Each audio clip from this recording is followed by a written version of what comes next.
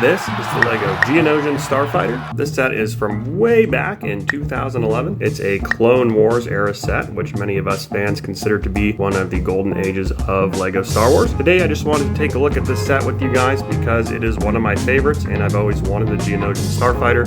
I did get this one when it released back in 2011, and I just remember missing out on the very first iteration of the Geonosian Starfighter, which I believe was just called Geonosian Fighter, which was another Clone Wars tie-in from before the actual series. This is a really cool little set. It just has 155 pieces, which is not a lot, but a very nice, fun-sized little build. Looks like when it retailed back in 2011, it was going for about $30 USD, so a pretty good deal for that set. Puts it right around 19 cents per piece. You do get 3 minifigures with this set as well, which is kind of the reason that a lot of us get these sets. This one definitely one of the standouts here. So you get this really cool version of Phase 1 Commander Cody. This is a 212th Attack Battalion printing on this figure right here. So it is Clone Wars, so he does have the large eyes variant underneath the helmet here. There we go. So you can see the large eyes variant underneath on the Clone Wars version of this figure, but really, really well done. Everyone wants a good Commander Cody in their collection, so this is a really cool figure. So this is a dark tan variation of the Geonosian. I believe it's number SW0320. This one, of course, does not have any wings because it's a pilot, so it's got to fit into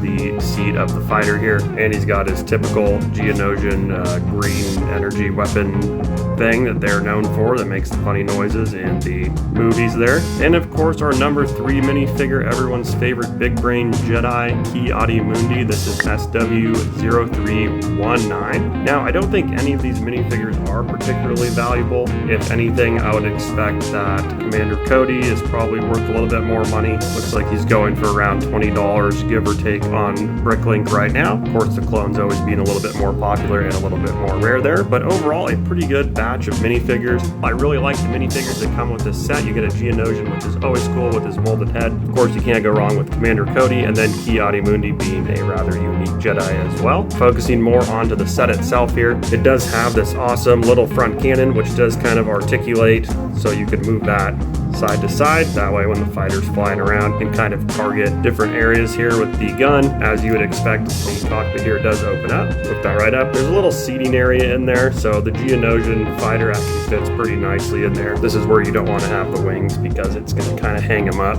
when you're sitting down there, but kind of put him in this nice little reclining mode there. Looks like he fits pretty well. Very satisfying. I like that the windscreen is clear there as well, just like in the movies, so you can actually see the fighter pilot in there. It's a pretty cool little touch here. This is kind of fun because I guess it's more visually, doesn't really have much of a functional purpose to have this engine piece rotate, but it does look pretty good, so I'm not mad about that. And then of course on the underside here, you have this little hidden compartment. This is just back from the interactive era of LEGO Star Wars, which they're kind of moving away from now with the little interactive weapons and doodads, but this one actually has a little bit of it's like a gravity drop missile, so you articulate this just like that, and there's a missile that hangs out right there in that little holder, so kind of load that bad boy up, close it shut, gravity drop.